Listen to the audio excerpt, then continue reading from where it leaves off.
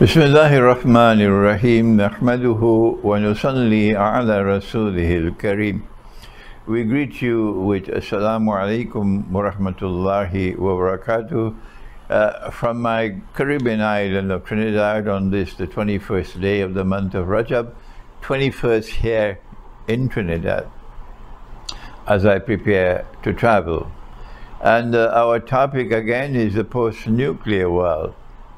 Nuclear war world, and in this video, we look at the internet in a post-nuclear war world.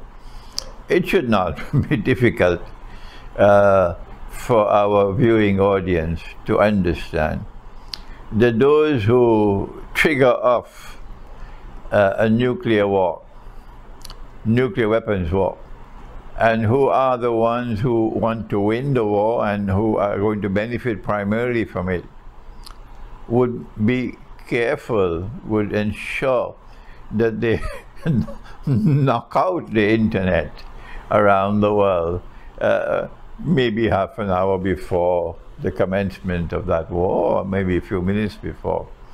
How they do this, I am not a specialist in that technology. I'm not a specialist, so there will be viewers who have much more knowledge of this than I do. But would it be possible for the entire internet to be shut down? Is it possible? Yes, I believe it is possible, but you can confirm it for me, those who are listening to this video. And so I got an email from one of my students just this morning, and he advised me. He says, listen, you have to prepare for that. The nuclear war can take place at any time, and you have to prepare for that. One of the best decisions I ever took in my life, apart from going to study with Maulana Fadlur Rahman Ansari, rahimahullah, was I would spend years to write a book. I prefer to be outside and to enjoy the sunshine and the breeze and listen to the birds and go by the seaside as others are doing. And I stay at home and I sit down and I write and I write and I write, sometimes with tears in my eyes, devoted to this so that this can be done while depriving myself of that enjoyment. And then, having written the book, I will put it immediately on the internet for free download. Even though I earn my modest livelihood from the sale of my book still, and I've done this for every single book I have written. Alhamdulillah, today I'm grateful. I'm grateful to Allah who guided me to take this decision.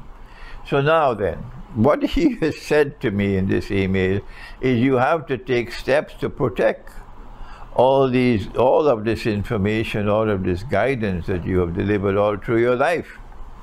And of course, the ripest part is in your old age. And so he says, advise your students around the world to use something called a USB flash drive. And store all the books, store all the lectures on the USB flash drive. The books, of course, should not be difficult to store. But he further advises that when you store the lectures, there's no need to store them as videos. What is more important is the audio.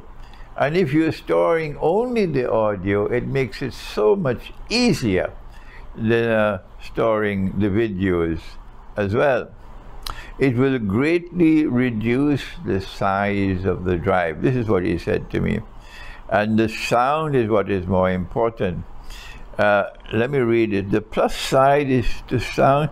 The sound, for sound only, is that you simply need a battery operated, what is that? MP3 player. I don't know what's that. An MP3 player and a battery operated MP3 player. Whereas with the video, you require a device with a screen as well. And so I'm recording this video for you because we know what's coming ahead. And maybe you can accept this advice from this brother who sent me the email and get, what is it called, a flash drive, USB flash drive, and store all the books. There is no copyright on storing my books. It's when you want to use my books for your business as commercial, that's wrong. You have to get my permission for that. But you don't need my permission to store them or even to make a what do you call, a hard copy, a printout and so on. You don't need my permission for that. I pray that you will accept this advice. We already have all my books and my videos already stored. We have it, but you don't have it. And we may not be able to communicate these to you in a post-nuclear war world. So if whoever has it will then be able to listen at that time. It will not be lost.